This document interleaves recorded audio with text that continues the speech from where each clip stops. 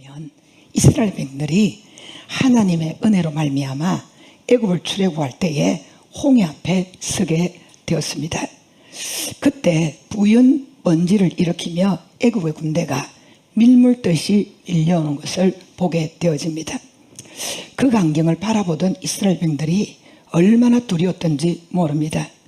자신들이 애굽에서 빠져나오기만 하면 다 될 줄 알았는데 그게 아니라는 사실을 홍해 앞에서 알게 되어진 것입니다. 다행히 하나님께서 애굽 군대를 홍해 바다에 전멸시킴으로 무사히 광야로 놓을 수가 있었습니다.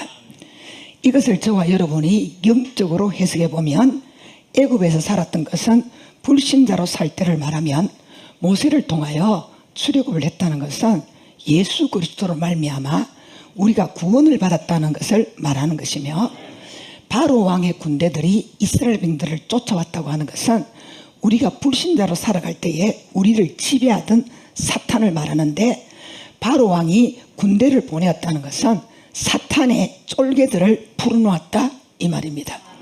이스라엘 백성들이 홍해를 건넜고 바로의 군대는 홍해에서 다 죽었다는 것은, 홍해는 세례를 말하는데 우리가 예수 그리스도와 더불어서 세례를 받고 나면 불신자 때에 우리를 지배하던 그들은 우리를 더 이상 죽일 수도 없고 우리를 지배할 수도 없다는 것을 말하고 있습니다.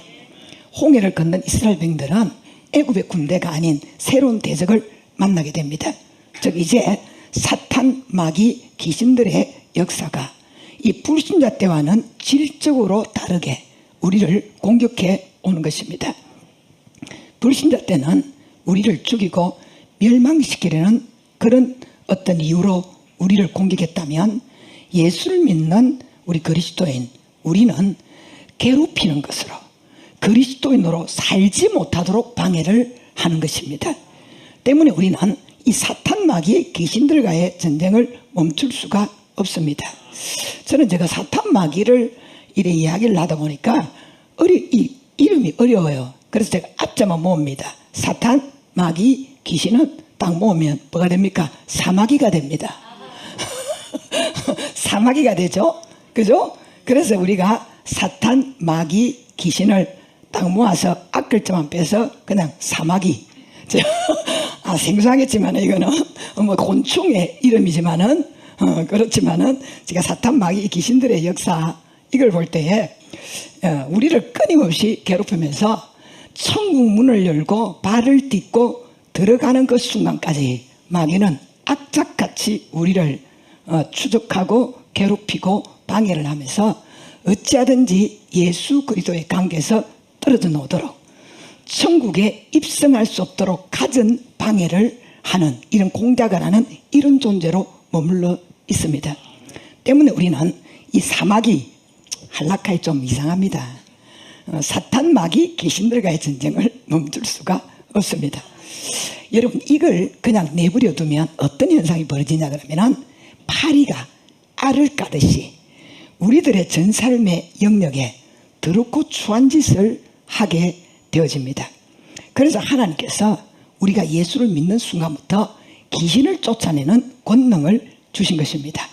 무엇을 말합니까? 너희를 끊임없이 괴롭히고 추적하고 공격하는 이 사탄, 마귀들을 냅두지 말고 싸워서 박살을 내라 이 말씀입니다. 그래서 마가복음 16장 17절에 이렇게 말하죠. 믿는 자들에게는 이런 표적이 따르리니 곧 그들이 내 이름으로 귀신을 쫓아내며, 분명히 귀신을 쫓아낸다고 말했습니다. 야고보 4장 7절에 이렇게 말합니다. 그런즉 너희는 하나님께 복종할지어다. 마귀를 대적하라. 그리하면 너희를 피하리라. 마귀를 대적하라. 여러분, 쫓아내라, 대적하라. 이것은 싸우라는 것이죠. 그죠? 그냥 쫓겨납니까? 싸워야 쫓겨나는 것이고, 여러분 그냥 뭐 피합니까? 아니잖아요. 싸워야 우리를 피하여 도망을 간다 이 말입니다. 홍해에 수장을 시키듯이 예수님의 이름으로, 예수님의 피로, 말씀으로 박살을 내라는 것입니다. 그래서 오늘 주제가 경관진을 파라는 것인데, 이 경관진이라는 이 말은 난궁불락 같은 진을 말합니다. 그런데 바울사도는 우리가 가진 무기가 어떠한 경관진도 다 무너뜨릴 수 있는 하나님의 능력을 가지고 있다, 이렇게 말을 하는데, 그 말씀이 어디 있냐 그러면은 오늘 본문에 우리가 이 4절 말씀을 보니까, 그렇죠, 우리가 싸우는 무기를 가지고 있는데 그 무기가 뭐냐? 육신에 속한 것이 아니요 오직 어떠한 경관진도 무너뜨리는 하나님의 능력이라. 모든 이론을 무너뜨리며 상대가 안 되는 무기를 우리가 가지고 있다, 이렇게 말합니다. 여기 4절에 경관진의 헬라어 원문은 오키로마인데 요새화한 장소, 요새라는 뜻입니다. 즉 난공불락 같은 머무러 무너질 수 없는 요새를 말합니다. 여러분, 이 세상에 이런 요새가 어디 있는가라는 생각을 해봅니다. 아무리 난공불락 요새라 한다 할지라도 폭탄을 쏟아부으면 다 무너지게 되어져 있습니다. 그런데 폭탄으로도 무너지지 않는 요새가 있다, 이 말입니다. 그렇다면 과연 이 요새는 무엇인가? 바로 사탄의 요새를 말합니다. 사마귀의 요새, 사마귀의 요새를 말합니다. 이 사탄의 요새는 인간의 힘으로나 능력으로 무너뜨릴 수 없는 요새입니다. 미사일이나 핵이나 어떤 폭탄도 무너뜨릴 수 없는 견고한 요새입니다. 그런데 하나님은 그 견고한 요새를 무너뜨릴 수 있는 사람들이 있다고 말합니다. 누구입니까? 하나님으로부터 권세와 권능을 받은 하나님의 자녀인 저와 여러분입니다. 이걸 여러분이 아셔야 돼요. 우리는 이 사마귀, 사탄 마귀를 무너뜨리는, 사마귀라니까 너무 가볍게 들려서 사탄 마귀 귀신이라 해야 되겠어요.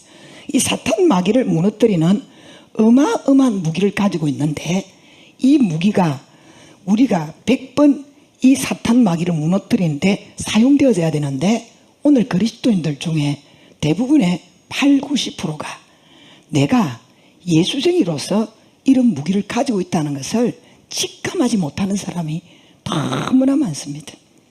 그래서 지금 사탄 마귀 귀신들이 예수를 안 믿는 사람들에게도 판을 치고 있지만은 예수 믿는 사람들에게도 지금 판을 치고 있다는 사실을 알아야 된다는 것입니다. 왜 우리가 예수를 믿는 사람이 사탄 마귀가 귀신이 날뛰는 인생의 판을 만들어주느냐? 그것은 힘이 없기 때문이죠.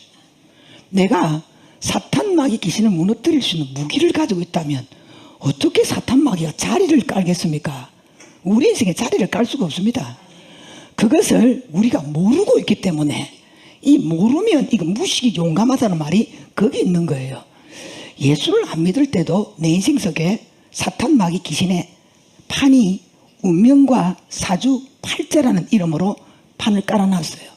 근데 예수님이 갈보리 십자가에서 다 이뤘다고 하시면서 여러분이 마귀에게 치매를 받을 때 가지고 있던 사탄의 운명, 사주, 팔자의 판을 다 뒤엎어 버렸어요. 그리고 하나님의 자녀로 딱 소속되도록 만들어서 이제부터는 사탄 마귀 귀신들이 판을 못 갈도록 우리에게 너무나 강력한 무기를 주셨습니다. 여러분, 하나님으로부터 권세와 권능을 받은 하나님의 자녀인 우리들은 힘으로 안 되고 능으로 안 되고 핵으로도 안 되는 사탄의 요새를 무너뜨릴 수 있습니다. 왜냐하면 그게 우리가 가진 무기가 어떤 사람이, 기술자가, 과학자가, 탁월한 능력을 가진 사람이 만든 것이 아니라 하나님이 직접 주신 하나님의 능력이기 때문입니다. 자, 4절 말씀 다시 한 번 더 읽어 보겠습니다. 우리의 싸우는 무기는 육체에 속한 것이 아니요 오직 어떤 경간진도 무너뜨리는 하나님의 능력이라. 모든 이론을 무너뜨리며. 아멘. 자, 경관진을 무너뜨리는 능력이 사람에게서 나온 것이 아니라 하나님으로부터 나왔기 때문에 핵무기로도 안 되는 사탄의 요새를 무너뜨린다는 것입니다. 여기 무너뜨리고의 원문은 가다이레시스인데 그 뜻은 파괴, 무너뜨림, 끌어내림, 파멸, 전복이라는 뜻입니다. 특별히 가다이레시스라는 이 원문의 뜻은 어디에 쓰이느냐 그러면은 무슨 아주 가정에 집에 작은 담벼락을 무너뜨리는데 쓰임 받는 것이 아니라 뭐 우리가 창원에서 부산으로 가는 굴을 파기 위하여 어떤 산을 뚫는 이런 게 아닙니다. 여기 무너뜨린다의 카다이레시스라는 원문의 뜻은 어디에 사용하느냐? 대한민국의 미국의 민족을 무너뜨리는 것, 나라를 전체적으로 무너뜨리는 바로 이런 자리에 쓰임받는 원문이 카다이레시스라는 것입니다. 뭘 말하느냐? 하나님의 무기가 무너뜨리는 이 영역의 넓이, 높이가 이거는 단순한 개인 몇 사람 일반으로 살아가는 그런 영역이 아니라 이 말입니다. 하나로 말하면 우리가 무너뜨릴 수 있는 이 사탄 마귀 귀신들의 영역은 모든 것이 가능하다. 이걸 카다이레스라는 말로 표현하고 있는 것입니다. 때문에 우리는 어떤 사탄의 요새도 무너뜨릴 수가 있습니다. 그뿐만 아니라 하나님이 우리에게 주신 능력은 모든 이론을 무너뜨린다고 사절에 말하죠. 이론을 무너뜨리며, 여러분 이론의 헬라어 원문은 로기스모스인데 그 뜻은 생각, 계산, 숙고, 계획, 이성을 의미합니다. 우리 윤 집사님이 건축을 설계를 하고 있지만은 또 우리 박 장로님이 건축을 하고 의학은 또 우리 박익현 집사님이 하고 있죠. 건축이나 의학이나 모든 분야에는 이론이란 게 존재합니다. 그러나 이러한 이론을 다 무너뜨리는 것이 하나님이 우리에게 주신 무기라는 거예요. 자, 예를 들어 한번 보세요. 의사로부터 사형선고를 받은 사람이 또 뭐라고 말합니까? 당신은 몇 개월밖에 살 수 없습니다. 한 달밖에 살 수 없습니다. 근데 그 사람이 10년을 살고 있어요. 이거 의사의 이론이 무너졌습니까? 무너지지 않았습니까? 무너졌습니다. 무엇이? 하나님의 능력이. 하나님의 능력은 모든 이론을 무너뜨린다는 거예요. 단 하나님 은혜로 살아나는 것, 시한부 인생이 암이 온몸에 다 퍼져가지고서는 이미 이거는 의학적으로 안 된다 말입니다. 그래서 이 사람을 사형 선고를 내렸습니다. 근데 이 사람이 살아났어요. 깨끗이 암이 없어졌어요. 이거는 의학적인 이론에 맞지 않습니다. 그래서 하나님의 능력은 이런 이론을 파한다. 왜 이론이 안 맞는가? 하나님의 능력이 모든 의학적인 지식 이론을 파괴했기 때문입니다. 우리 주위에 이러한 일들이 허다하죠.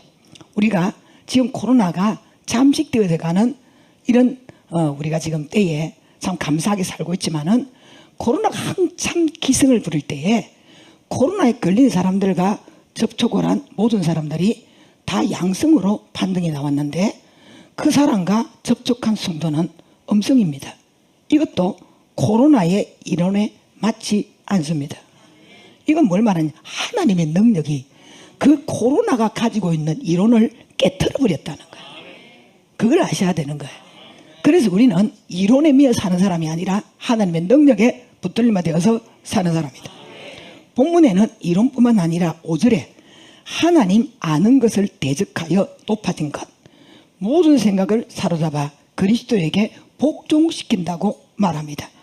이 말씀의 원문의 뜻은 무엇으로 말미암아인데 하나님의 뜻과 상반되는 환경, 문제, 생각 모든 것을 하나님의 뜻 아래 복종하도록 만든다는 것입니다. 즉 무엇 때문에 안 된다고 하는 것, 무엇 때문에 못한다고 하는 것, 인간이 이론이나 이성적으로 생각하면 전혀 이건 안 되는 거예요, 불가능한 거예요 라고 하는데도 하나님의 능력 앞에는 다 무너진다는 거예요. 다 무너진다는 거예요. 그래서 하나님의 교회 안에 우리가 주의 일을 한다거나 하나님 역사를 볼 때에 무조건 인간의 이론을 들고 와가지고서는 안 됩니다라고 할 수 없는 것은 하나님의 능력만 개입되어지면 모든 이론이 판다. 그래서 우리 예수님께서 말씀하시죠. 할 수 있거든요. 무슨 말이냐? 믿는 자에게는 능치 못할 일이 없느니라. 능치 못함이 없다는 것 자체, 세상 살아가 보세요. 우리가 돌아보면 못할 일이 짜잘이 많아. 그런데도 하나님은 능치 못할 일이 없다고 말합니다. 어느 것은 되고 어느 것은 안 돼 이렇게 말하지 아니하고 능치 못할 일이 그냥 없다라고 말을 하는 것은 하나님의 능력 앞에 이런 능치 못함이 없는 것도 다 무너진다는 거예요. 바울 사도는 내게 능력 주시는 자 안에서 내가 모든 것을 할 수 있다고 말했습니다. 하나님의 능력이 할 수 없다고 하는 모든 이론을 무너뜨리기 때문입니다. 신앙이 좋다. 왜 신앙이 좋습니까? 이론을 뛰어넘어 하나님의 능력을 잡고 살기 때문에 신앙이죠. 믿음이 좋다. 왜 믿음이 좋습니까? 인간이 이론을 뛰어넘어서 하나님의 능력을 믿는 믿음을 가지고 살기 때문에 그 사람이 믿음이 좋은 겁니다. 자신이 인간이 가지고 있는 이론 아래서 믿음을 가지고 신앙을 가지려고 하면 날마다 그 사람은 하늘을 쳐다볼 수가 없습니다. 날마다 땅바닥을 키고 쳐다보는 사람밖에 될 수가 없다 이 말입니다. 하늘을 쳐다볼 때에 비로소 이론이 무너지고 능력이 세워지는 것입니다.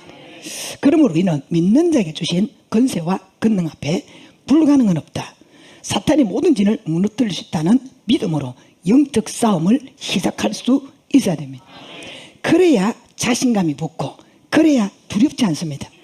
그러면 우리가 이 권능을 가지고 어떻게 싸워야 하는가? 먼저는 사탄과 싸우지 않고 무혈입승을 할 수 있는 신앙을 가지고 있어야 된다고 생각해 볼 수 있습니다. 즉 사탄이 좋아하는 스타일을 완전히 소멸시켜야 된다는 거예요. 사탄이 바글거리는데 이 사탄을 무너뜨리려고 말씀 잡고 기도하면서 아무리 이 사탄 마귀와 싸워서 승리하려고 한다 할지라도 그 사람 존재 자체가 사탄이 너무 좋아하는 스타일을 가지고 있어. 딱 내 스타일이야. 딱 내 스타일이야. 그게 누가 말했느냐? 주님이 말씀하셨어요. 누구에게? 다윗에게. 내 마음에 합한 사람이다. 그 소리가 무슨 소리입니까? 야, 다윗은 딱 내 스타일이야. 여러분 이거 아니에요? 여러분 하나님은요 당신하고 맞는 스타일의 사람에게 복을 주시고 당신하고 맞는 스타일을 가진 사람을 사랑하는 것이지 마귀가 볼 때 딱 저거는 내 스타일이야. 그 사람 복 못 받아요. 하나님 사랑 못 받아요. 하나님의 복을 받고 사랑받는 특징이 뭐냐? 딱 하나님의 스타일, 예수님의 스타일, 성령님의 스타일. 지가 가지고 있는 구조가 스타일이 사탄이 바글거리는 스타일인데 여러분 아무리 집을 깨끗게 하고 싶어도 바퀴벌레가 벌거리고 쥐새끼가 나서 바글거릴 만큼 집을 수십왕태 같이 더럽게 해놨는데 어떻게 바퀴벌레가 사라지고 쥐가 사라지겠습니까? 먼저는 바퀴벌레가 존재할 수 없도록 이 쥐새끼가 왔다 갔다 하지 못하도록 환경을 바꿔야 되죠. 그래야 바퀴벌레가 사라져요. 그대로 그 환경 속에 바퀴벌레가 존재할 수밖에 없고 쥐새끼가 왔다 갔다 할 수밖에 없는 곳에는 역시 바글거리는 거예요. 귀신의 역사, 사탄의 역사, 마귀의 역사를 이겨나가는 것도 하나님이 아무리 능력을 우리에게 주셨다 할지라도 스타일이, 내 스타일이 이 마선생이 스타일인데 이 사마귀가 좋아할 스타일인데 어떻게 우리가 사탄 마귀를 이깁니까? 그래서 우리가 사탄 마귀와 싸우지 않고 하나님의 십자가에 무혈입승을 할 수 있는 거 스타일을 바꾸는 겁니다. 구조조정을 해야 됩니다. 그럼 어떤 스타일을 바꿔야 되느냐? 하려면 스타일을 바꾸려면 마귀가 좋아하는 스타일을 알아야 되겠죠. 자, 마귀가 어떤 스타일을 좋아할까? 네 가지로 제가 구분합니다. 첫째는 빈집을 좋아합니다. 빈집. 자, 마태복음 12장 43절에서 45절입니다. 같이 읽겠습니다. 더러운 귀신이 사람에게서 나갔을 때에 물 없는 곳으로 다니며 쉬기를 구하되 쉴 곳을 얻지 못하고 이에 이르되 내가 나온 내 집으로 돌아가리라고 와보니 그 집이 비고 청소되고 수리되었거늘 이에 가서 저보다 더 악한 귀신 7을 데리고 들어가서 거하니 그 사람의 나중 형편이 전보다 더욱 심하게 되느니라. 이 악한 세대가 또한 이렇게 되리라. 아멘. 여러분 잘 들으세요. 자, 빈집이란 교회는 다니는데 거듭나지 못한 사람을 말합니다. 여러분 도둑놈은 주인이 없는 집을 텁니다. 예전에 우리가 여름에 휴가를 갈 때에 집안에 꼭 불을 켜놓고 휴가를 갔습니다. 왜냐하면 휴가철에 빈집이 많기 때문에 혹시 불이 꺼져 있으면 주인이 없는 줄 알고 도둑놈이 들어올까 봐 사람이 있는 척을 하려고 불을 켜놓고 갔습니다. 마찬가지로 사탄은 영혼의 도둑이요 강도들이기 때문에 주인이 없는 빈집을 너무너무 좋아합니다. 빈집만 보면 딱 자기 스타일이라고 달라붙습니다. 때문에 자신이 예전에 믿던 종교를 버리고 예수를 믿겠다고 교회 나와서 수리가 되어진 빈집이 되었으면 그 안에 예수님을 믿는 믿음으로 채워야 됩니다. 그런데 여전히 종교만 바꾸었지 그 안에 예수님이 없으니까 예수 믿기 전에 달라붙어 있던 귀신이 다시 달라붙는 것입니다. 처음에는 성경 끼고 가방 들고 살랑거리고 교회를 나오니까 이게 자기를 죽이려고 하는 자기가 제일 싫어하는 교회로 기 들어가는 게예요. 그러니까 못 들어오는 거야. 못 들어오는 거야. 그래서 바깥에서 죽지고 기다리다가 이놈이 예배를 마치고 나올 때에 다시 이제 그 집을 살펴보는 거예요. 근데 들어갔다가 나올 때마다 그 집은 다른 종교는 끊고 예수를 믿겠다고 해서 종교의 집은 교회, 기독교가 되어졌는데 그 안에 아무도 없는 거라. 아무도 없는 거예요.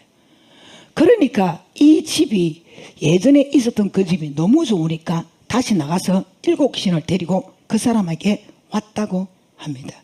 여러분, 분명히 예수님이 집이 비어 있으면 귀신이 충만하게 채워지고 예전보다 형편이 더 심해진다고 말씀하셨습니다.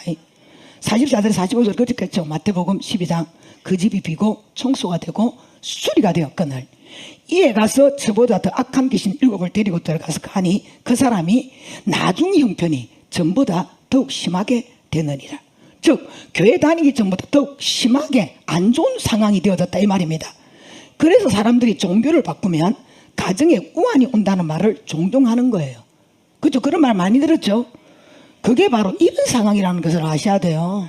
여러분, 성경책 집안에 모셔드리고 십자가 걸어놓고 절간에 갈 때 입던 회색 몸빼 버리고 아주 교인처럼 꾸며놓기는 예수 믿겠다고 시작을 해놓으니 집은 소재가 된 거지. 근데 그 안에 껍데기야.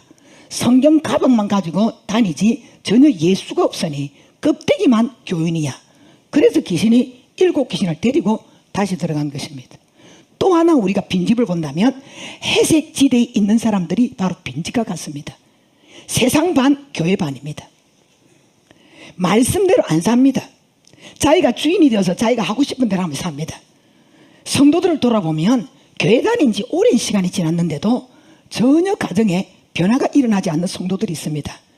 예수 믿겠다고 시작할 때나 몇 년이 지난 오늘이나 늘상 그대로인 교인들이 있습니다. 그러면서 자기는 이런 말을 하죠. 왜 교회를 다니는데 우리 가정에는 변화가 없냐? 왜 나는 이렇게 교회를 다니고 기도를 하는데 가족들이 안 변하냐? 왜 이렇게 어렵느냐? 라는 말들을 합니다. 아마 우리 살렘의 성도들 중에서도 그런 마음을 간혹 가질 때가 있을 것입니다. 그런데 여러분 분명히 아십시오. 이런 말들을 하는 사람들 보면 신앙생활 똑바로 안 합니다. 예수 믿기 전이나 믿으나 삶의 모습을 바꾸려고 생각하지 않습니다. 그대로입니다. 어떤 사람은 교회를 다녀도 우리가 말하면 이런 사람은요 삶의 모습이 여전하면 10년을 예수 믿고 20년을 예수 믿어도 교회를 다녀도 영적 매듭, 영적 끈이 사탄과 이어진 영적 매듭, 조상으로 내려온 대물림의 매듭, 내 가정에 내려오는 어둠의 매듭 끊어지지 않습니다. 이거는 가정에 내려오는 가계의 저주나 우환이나 문제가 해결되지 않는다는 거예요. 예수 믿는 것은 그런 게 아닙니다. 믿으려면 확실히 믿어야 돼요. 이것도 저것도 아니게 믿으면 귀신이 터나가지 않는다는 거예요. 예수를 믿겠다고 나왔으면 확실하게 예수를 믿어야 돼요. 신앙생활 똑바로 해야 돼요. 나의 소속은 예수요, 나는 하나님의 자녀다라는 이름으로 분명하게 예수를 믿어야 되고 예수 믿는 사람답게 살아야 됩니다. 삶이 예수 믿기 전과는 완전히 바뀌어야 됩니다. 예배생활, 기도생활, 말씀에 순종하는 생활을 해야만이 영적 매듭이 끊어지고 가정에 봄바람이 불고 새바람이 불어오게 되는 것입니다. 자, 2집 살림을 사는 남자분이 있었습니다. 그분을 놓고 그분을 알던 이 집사님 한 분이 끊임없이 2집 살림을 하는 그 남자를 놓고 복음이 들어가도록 계속적으로 기도를 했는데 그 기도를 하면서 오랫동안 전도를 했는데 드디어 이분이 복음을 받고 교회를 오게 됐다는 것입니다. 근데요, 교회를 나온 지 딱 1년 만에 누가 강요하지 않았는데 여러분 알죠? 바람나서 양다리 걸치고 2집 살림 차리면 이거 끊기 힘듭니다. 끊기 힘들어요. 그러는데 교회 딱 다닌 지 1년 만에 2집 살림 딱 정리하고 말씀대로 살아간다는 것입니다. 뭘 말합니까? 이게 예수 믿는 사람들입니다. 어느 집사님 집에 목사님이 신방을 갔는데 이 집사님의 가정이 너무너무 가난하고 너무너무 말을 하자면 목사님이 그 집에 들어갈 수 없을 만큼 너무 가난하게 힘들게 살더라는 것입니다. 그래도 목사님은 강단에서 성도들이 복받으라고 하나님의 축복받으라고 그렇게 외치며 살았는데 그 집사님 집에 신방을 가는 순간에 이거는 그냥 단순한 가난한 게 아니에요. 너무나 가난해서 이게 막 가슴이 아파서 신방을 할 수가 없는 착잡한 마음이 되었어요. 여러분 아시죠? 그 정도로 목사가 착잡하고 마음이 아팠다면 우리 교회 성도들 제일 가난한 사람의 10배, 20배 정도가 더 가난하다고 생각을 하셔야 돼요. 그만큼 가난한 사람입니다. 목사님이 너무 마음이 아파서 착잡한 마음이었는데 그 집사님이 목사님과 우리 오래해서 목사님 표정을 보면 알잖아요. 표정을 딱 보니까 우리가 살아가는 이 가난한 삶을 목사님이 보시고 마음이 아프신갑다 이걸 느낀 거예요. 눈치를 챈 거예요. 바로 이 여집사님이 활짝 웃으면서 이 목사님을 잡고 이렇게 말합니다. 목사님, 제가 주일날 일하러 가면 이보다 더 잘 살 수 있어요. 근데 저는 주일을 범하면서까지 잘 살고 싶지 않아요. 그리고 하는 말이 목사님, 우리가 다른 성도들 가정이나 다른 집에 비하여 우리 가정에 없는 것 너무 많아요. 돌아보면 전부 다 부족한 거예요. 남들이 가진 건 하나도 없어요. 우리 집에는. 근데요, 저는요, 부족한 게 없어요. 부족한 게 없다는 거예요. 부족한 게 없다는 거라. 자기는 전혀 부족한 게 없대요. 여러분, 이거 신앙 아닙니까? 주님이 말하는 행복 이런 거예요. 주님이 말하는 너희에게 평안이 있을지라다. 이 평안이 바로 이런 거예요. 잘 살아 평안하고요. 잘 먹고 내가 이 세상에 잘 나가는 인생이 되어서 행복한 거 이거 말하는 게 아니에요. 예수 그리스도를 믿어서 구원받아 내 안에 예수 계시면 행복한 거예요. 평안한 거예요. 그러니까 이 목사님이 얼굴이 뜨거워졌어요. 오히려 가난하게 사는 것 때문에 목사님이 너무 가슴이 아팠던 자기의 잘못된 생각을 그 집사님한테 사과를 했다는 거예요. 집사님 정말 대단하다. 나는 집사님의 이런 믿음, 이 신앙도 모르고 집사님 집에 들어오자마자 내가 가슴이 너무 아팠다. 내 형태가 이렇게 가난하게 살고 이렇게 힘들게 살고 있는데 나는 강단에서 말씀만 전했다는 이 자체만을 봐도 내가 너무너무 가슴이 아프다. 그런데 그렇게 가슴이 아파서 위로하려고 어떻게 하면 좋을까? 어떻게 하면 이 성도를 위로할까? 자기가 전전긍긍을 하고 있는데 오히려 이 성도는 자기는 부족한 것이 하나도 없다. 자기는 돈 더 버리고 싶은 마음도 없다. 하나 유일하게 소망이라면 예수 잘 믿고 싶다. 그리고 너무 행복하다. 다른 집에 아무리 많은 것이 나 부러운 것이 없다. 여러분, 이 사람 예수 믿는 사람입니다. 진짜 예수쟁입니다.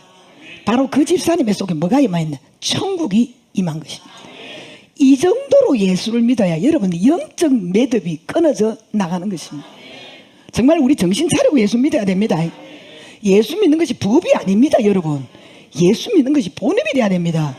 신앙생활 정신 차리고 똑바로 해야 돼요. 예배생활, 기도생활, 헌신생활 줄기차게 해야 됩니다. 그래야 영적인 매듭이 끊긴다는 것이에요. 즉 귀신이 떠나고 봄바람이 불어오고 새바람이 불어오는 것입니다. 그런데 안 믿습니다. 여러분, 믿는다 하지만은 강대상에서 아무리 말씀을 전해도 안 믿습니다. 여러분, 왜 안 믿느냐?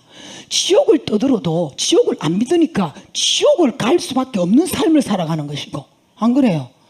예수 똑바로 믿으면 영적 매듭 끊긴다고 말하는데도 굳이 지금까지 자기가 살았던 삶을 바꾸고 싶지 않대. 그냥 자기는 그냥 자기 스타일대로 살겠대.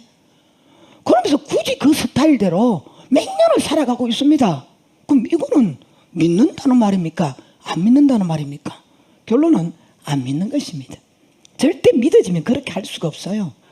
아니, 우리 가정에 지긋지긋할 만큼 내려오는 가정의 저주, 대물림, 가계 우환, 여러분 이거 쳐다봐도 신물이 날 만큼 기가 찬 인생을 살아가고 있으면서도 성경에 있는 하나님이 말씀하시는 이걸 이길 수 있는 방법을 제시하고 이렇게 살아서 승리한 사람, 성공한 사람들을 분명히 말씀을 드리는데도 여러분 오늘 이 밤 바깥으로 나가면 여전히 그렇게 살 거 아닙니까? 그러니까 마귀가 말씀 듣고 딱 교회 문 딱 나가면 옆구리 딱 차가면 내 스타일 진짜 너 멋지다 진짜. 제발 이렇게 살아라. 누구 목사가 목이 쉬어 떠들어도 누구 목사가 아무리 가르쳐도 너 절대 듣지 마, 믿지 마. 야, 그거는 뭐 허상이야, 허상. 그러면서 막 나가면 내 스타일이라 차고 그냥 줄기차게 끌고 다니는 거야. 그러니까 인생이 하루도 편할 날이 없어. 뭐 가지 많은 나무에 바람 잘 일이 없다더만 믿음 없는 나무에 바람 잘 날이 없는 기요. 신앙이 없는 삶을 살아가는 사람이 바람 잘 날이 없는 기야. 왜? 사탄이 그냥 안 돕니다. 인생의 바람을 날마다 일으키는 거예요.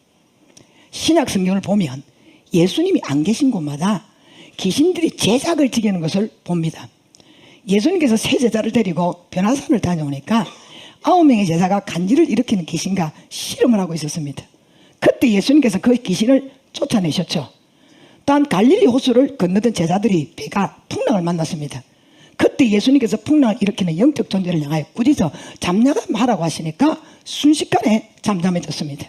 때문에 우리는 항상 빈집이 아니라 예수님을 주인으로 모시고 인생을 살고 예수님을 성장으로 모시고 신앙의 항해를 해야 되는 것입니다. 절대 예수님과 떨어지면 안 됩니다. 예수님과 우리말로 찹쌀궁합이 돼야 돼. 그래서 예수님께서 우리에게 말하기를 주님은 포도나무라고 말하고 주님께 붙어 있지 아니하면 너희는 뭐한다? 아무것도 할 수 없다고 하셨고, 바울 사도는 내게 능력 주시는 자 안에 있어야 내가 모든 것을 할 수 있다. 무슨 말입니까? 우리가 능력 주시는 주님 안에 있어야 모든 이론을 파하고 사탄의 어떤 경관들도 다 무너뜨려 버린다는 거예요. 교회를 다녔으면 예수님을 주인으로 모신 집이 돼야 되고 성령으로 거듭나야만이 귀신들이 더 이상 우리를 지배하지 못합니다. 두 번째로 사탄이 좋아하는 스타일이 뭔가? 더러운 집을 좋아합니다. 마태복음 12장 43절 말씀입니다. 같이 읽습니다.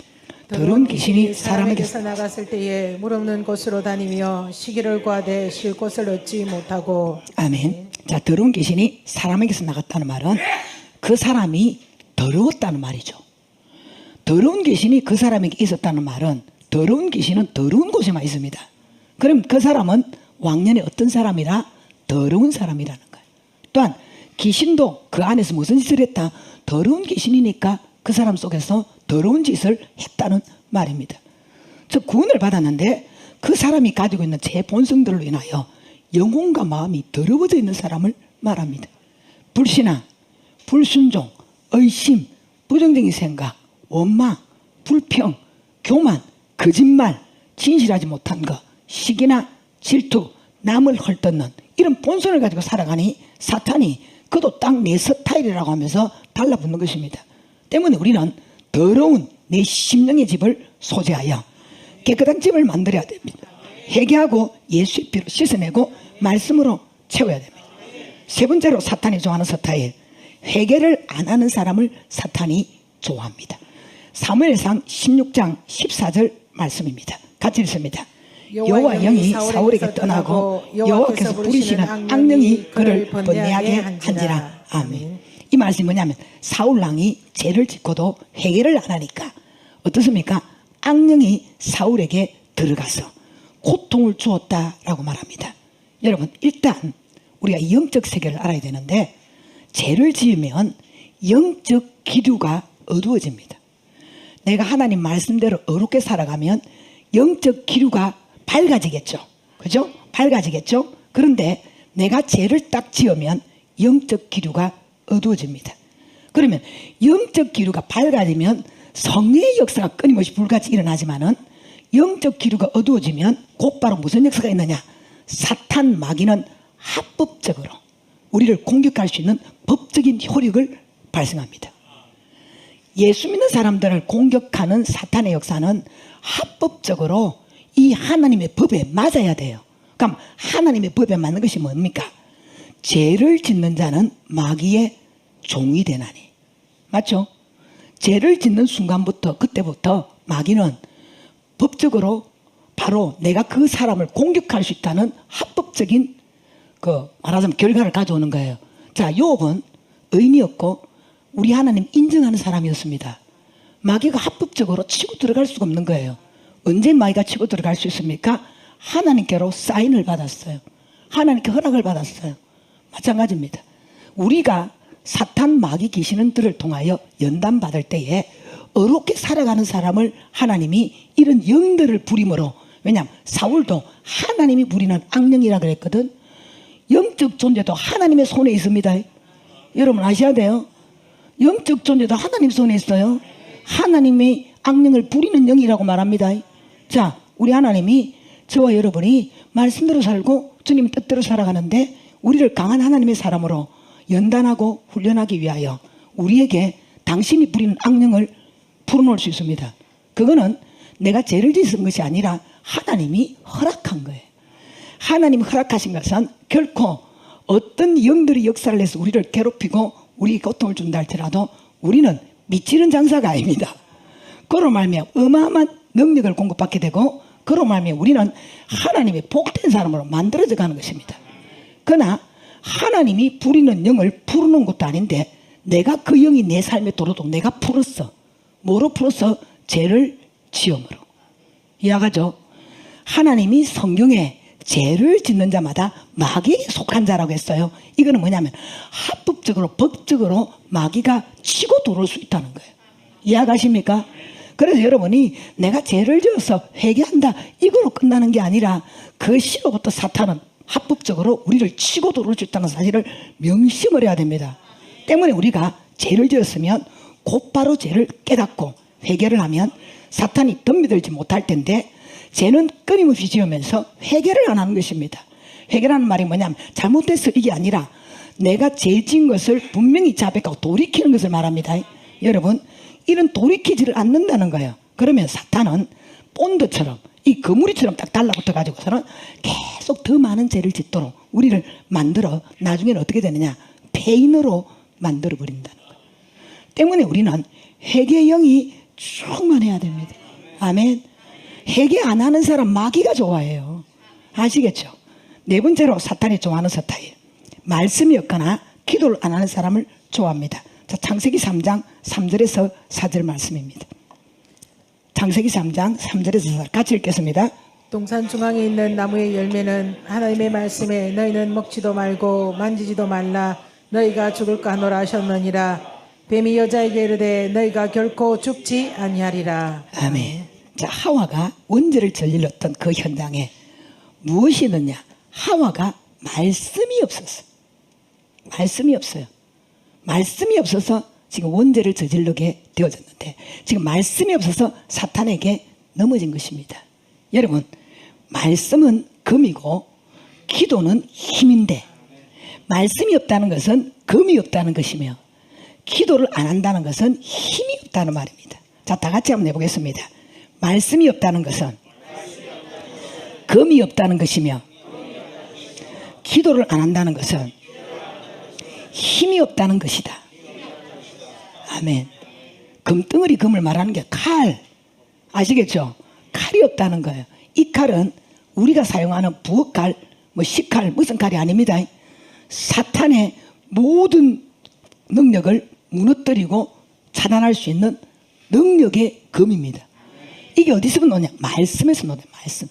여러분, 말씀이 없으니 금이 없고 기도를 안 하니 힘이 없다. 이거는 완전히 헛개비, 헛개비. 이러니 사탄이 얼마나 가짜인 게 보고 우습게 보겠습니까? 사탄의 특징이 뭐냐면 강한 자에게는 약하고 약한 자에게는 강하다. 아시겠습니까? 우리 사람도 그렇잖아요. 어떤 사람을 보면 약한 자에는 어마어마하게 강하고 강한 자에게 약한 아주 이런 사람이 있으면 이런 사람 우리는 뭐냐 비굴한 인생이라고 말하죠. 사탄도 마찬가지입니다. 바로 약한 자에게 강한 것이 사탄의 역사라는 거예요. 말씀이 약한 자에게 강하고 기도가 약한 자에게 강한 거예요. 그리고 말씀이 전신갑주가 되어 있고 기도가 힘으로 빡세게 무장된 사람은 건드릴 수가 없습니다. 항상 사탄은 맥달구지 힘달구지 없는 사람을 질질 끌고 다니면서 자기의 도구로 사용하는 것입니다. 이런 사람은 영전을 할 능력이 없는 무장이 해제된 사람입니다. 바로 사탄 마귀는 이런 사람들을 앞에 세우고 하나님의 부흥을 가로막는 일을 한다는 말이에요. 즉 다른 사람을 괴롭히거나 고통을 주는 막대기로 사용한다는 것입니다. 때문에 우리는 말씀과 기도로 뭐 해야 되느냐? 힘을 길러야 돼요. 힘을 길러야 돼. 우리나라가 힘이 없을 때에 얼마나 많은 왜군이나 많은 적들이 쳐들어왔습니까? 우리나라가 그래도 힘을 키우고 하니까 그래도 38선이 꺼져 있고 뭐 이게 뭐 여러 가지 주위에서 압박을 하듯이 한반도라는 그 이름으로 우리가 둘러싸여 있어도 이겨나가는 거 아닙니까? 왜 굳이 윤석열 대통령이 일본과 화해를 하려고 그러고 미국 쪽으로 계속적으로 손을 펼칩니까? 그것은 그들이 우리의 국력의 힘이고 우리가 그들과 함께 힘을 합치면 뭐가 안 한다? 적들이 공격을 못하는 더불어의 강대국이 된다 이 말입니다. 그러니까 힘이 없는 나라는 힘 있는 나라와 손을 잡을 수밖에 없는 거예요. 이해가십니까? 우리도 마찬가지라는 거죠. 그래서 철저하게 힘을 키워야 돼요. 말씀의 힘, 기도의 힘. 그래서 사탄이 우리를 아주 세피하게 못 받도록 우리를 아주 호락호락하게 못 받도록 우리가 옛날에 아이들하고 막 싸우다가 할 말이 없으면 이런 말 했죠. 가만히 있으니까 가만히 있으니까 내가 가마떼기인 줄 아나. 보자니까 내가 보재기인 줄 아나. 여러분 그런 말 많이 싸웠죠. 지금은 택도 없이 그건 무슨 말인가도 몰라. 우린 다 그렇게 싸웠어. 가만히 있는 나를 건드린 게 얼마나 기가 차니까 참다가 안 된 게 가만히 있으니까 네가 나를 볼 때 가마떼기인 줄 아나. 보자 함께 보재기인 줄 아나. 그 보면 어쩔 낀데 힘이 없으니까 가만히 있었지. 그런데도 우리는 그런 말을 하고 살았다 이 말입니다. 사탄이 그렇다는 거죠. 가만히 있으면 가마떼기처럼 우리를 건드려요. 보자 하고 있으면 마귀가 네가 보면 어쩌겠대. 그럼 우리를 가만히 안 놓는다니까요. 그래서 우리는 힘을 길러야 됩니다. 힘을 기르십시오. 사탄의 밥이 되는 귀신의 밥이 되는 힘을 기르지 말고 제 힘을 키우지 말고 사탄이 외길로 왔다 7개로 도망가는 힘을 키워라 이 말입니다. 자, 이렇게 4가지가 사탄이 좋아하는 스타일입니다. 그럼 이제 이런 사탄을 어떻게 해야 되겠냐? 싸워야 됩니다. 싸워야. 자, 야고보서 4장 7절 말씀입니다. 같이 읽습니다. 그러즉 너희는 하나님께 복종할지어다. 마귀를 대적하라. 그리하면 너희를 피하리라. 아멘. 여러분, 대적하라는 것은 싸우라는 말씀이죠. 사탄 마귀 귀신은 가만히 두면 새끼를 치고 완전히 사람을 살림을 차립니다. 새끼를 치고 살림을 차려요. 지 영토를 점점 넓혀서 갑니다. 제가 예전에 그림을 한번 보니까 똑똑똑똑 문을 두드리니까 문을 안 열어요. 그랬더니 다리를 하나 탁 발을 집어였더라고요. 발을 하나 탁 집어였더니 발을 가지고 살살 움직이니까 문이 조금씩 열리더라고. 문이 조금씩 열리니까 몸 반쪽아리를 싹 집어였더라고요. 결국 나중에는 그 문을 두드렸던 그 사람이 완전히 그 집으로 들어가는 그림을 제가 한번 본 적이 있습니다. 제가 어디서 봤는지 기억이 안 나서 여러분들께 설명하고 있는데, 사탄 마귀는 여러분에게 달라붙었다고 하면 끝나는 것이 아니라 점점 지형토를 넓혀요. 엄마에게 사탄이 붙어 있었다면 지형토가 엄마만 가지고 노는 게 너무 지겨운 거예요. 너무 가짜는 거예요. 그러니까 어떻게 합니까? 엄마를 통하여 아버지에게 붙어요. 쉽게 말하면 남편에게 있던 사탄이 누구에게 붙느냐? 아내에게 붙어요. 아내에게 붙어있던 사탄은 또 어디로 가느냐? 가족들로 붙어있게 부엉을 지형토를 점점 넓혀져 간다는 거예요. 때문에 우리는 싸워야 됩니다. 어떻게 싸우느냐? 오늘 사탄이 좋아하는 스타일을 고치고 사탄이 싫어하는 스타일, 하나님이 좋아하는 스타일을 가지면 된다는 거예요. 먼저 제가 4가지를 말씀드렸잖아요. 사탄이 빈집을 좋아한다고 했습니다. 그럼 우리는 어떻게 해야 돼? 성령으로 거듭나서 우리 심령 안에 예수 생명을 채워야 돼. 난 세상반 교회반이 아니라 확실하게 열심히 신앙생활을 해야 됩니다. 그래야 영적 믿음이 끌어진다 그랬죠. 이게 하나님이 좋아하는 스타일이에요. 두 번째는 더러운 집을 좋아하는 데서 마귀는, 그럼 우리가 역설적으로 뒤집어야 되겠죠. 어떻게 해야 돼요? 우리 영혼과 마음을 깨끗게 해야 돼요. 그러면 마귀는 깨끗하면 이거는 계세요 해도 못 있어요. 마귀의 본질이 더러운 곳에 있는 것이거든. 깨끗한데 못 있어요. 깨끗해지면 뭐 진짜 막 이게 무서워서도 그냥 빠져나가요. 쫓아내지 않아도 지가 못 산다니까요. 이해가시죠? 왜? 본질적으로 그렇다니까. 세 번째는 회개를 안 하는 사람을 좋아한다고 했습니다. 그럼 우리는 어떻게 하느냐? 날마다 내 죄를 돌아보고 발견하고 철저하게 회개하면 돼. 회개이 충만하면 되겠죠. 네 번째는 뭐라 그랬습니까? 말씀이 없거나 기도를 안 하는 사람을 좋아한다 그랬습니다. 그럼 어떻게 해야 되겠습니까? 힘 길러야 되겠죠. 말씀 충만, 기도 충만해야 돼요. 그리고 이런 사탄이 싫어하는 스타일을 완전히 하나님 좋아하는 스타일로 바꿔놓고 그 다음에 싸움의 전선에 뛰어들 때에 예수의 피로, 예수의 이름으로 사탄 마귀 귀신들을 대적하면 떠나간다는 거예요. 자, 보세요. 교도소 사역을 하셨던 박효진 장로님, 여러분 다 아시는 분 아실 거예요. 박효진 장로님이 어느 교회에 부흥회를 가셨는데 부흥회가 절등을 이루는 가운데 갑자기 앞자리에 앉아있던 여자가 벌떡 일어나서 막 횡선수술을 하면서 소리를 지르는 겁니다. 그러다 보니까 순식간에 그 부흥회가 이 뜨거운 자리가 찬물을 끼얹 듯이 막 그런 어떤 막 삽시간에 살벌한 자리가 되었습니다. 그래서 이제 막 이게 뭐 강사가 말씀도 전하지 못할 만큼 앞자리에 앉은 여자가 일어나서 횡설수설하고 소리를 지르니까 어디 감당이 안 되니까 그 교회 장로님이 여자분한테 일어서 갖고 횡설수설한 여자한테 다가가서 이러시면 안 됩니다라고 그 여자분을 강제로 앉히라니 갑자기 이 여자가 눈을 획 장로님 쪽으로 돌리는데 검은 자는 없고 눈에 흰 자만 보이면서 하는 말이 네가 장로야 라고 하면서 그때부터 이 여자가 돈 떼먹은 것, 장로 음란한 짓 된 것, 바람 피운 것을 성도들 앞에서 다 까발리 버린 것입니다. 여러분, 예배에 잠잠케 하려고 장로가 찾아가서 좀 앉으시라고 하는 그 자리에 자기 죄가 이 귀신 들린 여자를 통하여 다 까발렸으니 어떻게 그 자리에 있겠습니까? 그러니까 이 장로님이 어쩔 줄을 모르고 얼굴이 빨개가 달아올라서 혼비백산 그 자리를 도망을 치고 말았습니다. 그런데 이 여자는 계속적으로 지금 일어나서 소리를 지르고 막 난리가 났어요. 그러니까 남자 또 집사님 한 분이 용기를 내어서 그 여자 집사님을 떠말리려고 다가갔어요. 다가가서 집사님이라고 이 여자분을 이러지 말고 하는데 또 눈이 획 돌아가 또 흰자만 딱 우리 귀신 쫓아낼 때 흰자 보이는 거 봤죠? 그래갖고 막 예수피 자기한테 돌아올까 막 그랬잖아요. 그러면서 눈을 획 돌는데 또 흰자만 획 돌아보더랍니다. 여러분 검은 자 빠지고 흰자 돌아보면 굉장히 무섭습니다. 그죠? 흰자만 획 돌아보더라는 거예요. 그랬더니 또 하는 말이 네가 집사야 하더니 그 집사가 전혀 몰랐던 성도들이 몰랐던 그 집사의 엄청난 죄악을 낱낱이 입으로 다 토해낸 겁니다. 성도들 앞에서 자기 숨긴 죄가 다 드러나자 이 집사도 어떻게 할 줄 모르고 도망을 쳐버렸어요. 이제는 그 여자를 말릴 사람이 아무도 없으니까 모든 성도들 누구만 바라보고 있느냐? 그 박장로만 바라보고 있는 거예요. 부흥 강사로 온 박장로만. 그 교회 목사님도 박장로만 바라보고 있는 거야. 왜? 목사님이 갈라니까 장로가 까부러지는 것도 괜찮아.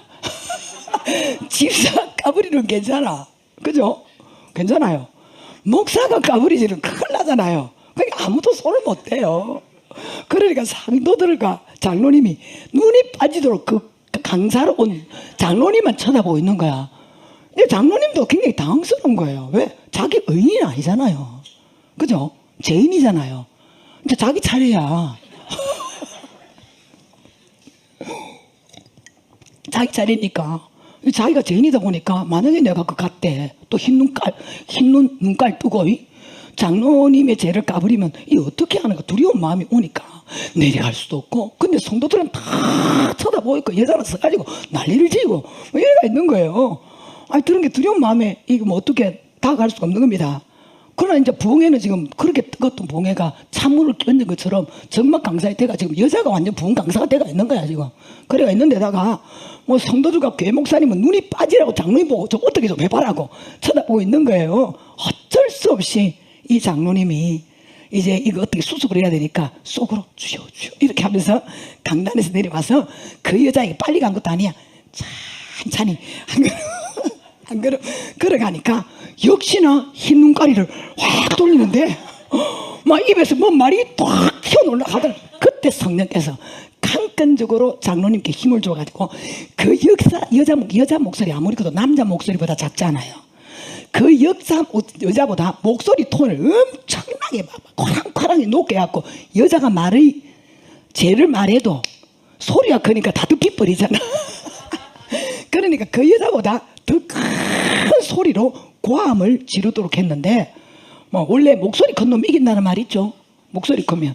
그래서 이제 이 장로님이 큰 소리를 외치는데 그 성령의 역사를 한 거예요. 자기는 어떻게 할 줄도 몰랐어요. 무슨 말을 해야 될지 아무도 몰라서 어쨌든 해야 되니까 다가갔어요. 근데 이 장로님이 그 소리를 지르니까 여자가 자기 소리가 묻혀버리잖아. 묻히니까 뭐 이 당한 상황이 됐는데 이 장로님 자신도 모르게 성령께서 주시는 대로 소리를 냅다 질렀다는 것입니다. 네가 왜 예수님이 보혈로 덮어버린 죄를 덜쳐내느냐. 아멘. 맞잖아요. 그들이 장로님이 어떤 죄를 졌다 할지라도, 그 집사님이 어떤 죄를 졌다 할지라도 예수의 피가 그를 덮었어요.